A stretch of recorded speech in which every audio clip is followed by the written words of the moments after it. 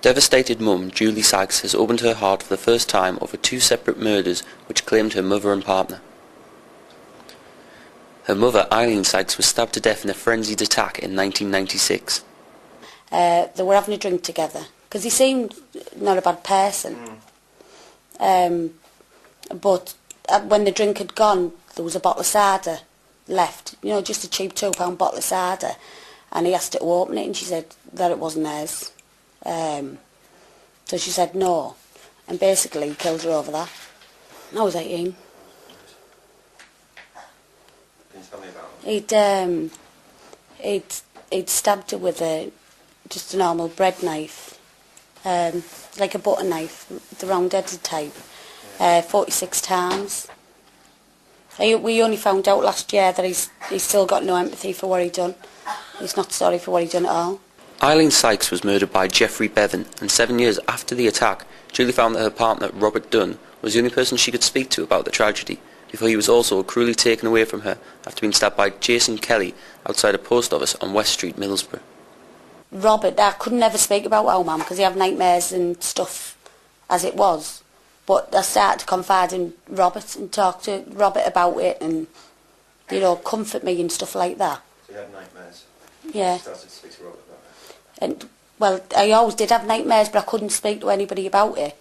And I started opening up to Robert, and then it happened to him. And it was just, it's not even explainable anyway. Can you put it in your own words, how that felt to... Well, I was sat in the same room, in the same hospital, same room, same seat as I got told. Really? About my mother and about Robert, yeah. Same room in the same hospital? The same seat, yeah. Because they only have one room in there. I take medication to stop me from dreaming anyway now, because of the nightmares that I have. About both. Nathan used to walk around with Robert's football socks on, I mean, like the heels were up here on him. He wouldn't come home for a week and a half, that child, because he blamed me. Right. He couldn't understand why, you know.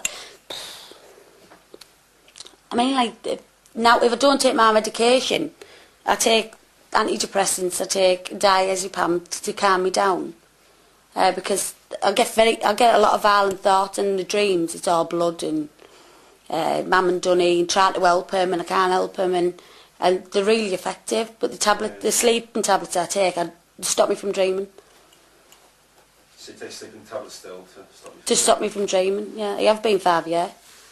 Stop me from dreaming, because if I don't take them, visually when my eyes are awake I can see it.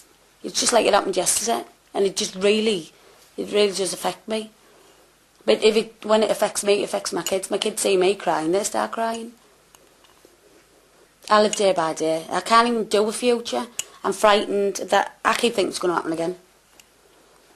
I constantly keep thinking it's going to happen again. And I'm absolutely frightened all the time. What gives anyone the right to take another person's life?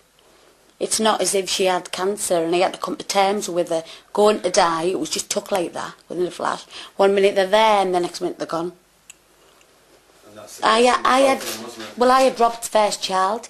He was absolutely buzzing. He used to bounce down the road pushing Liam in the pram. So proud. He was brilliant with Kaylee and Nathan.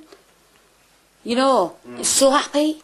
And then all of a sudden, and that happened, you know what I mean? And they just done it like that. And Liam's left with what?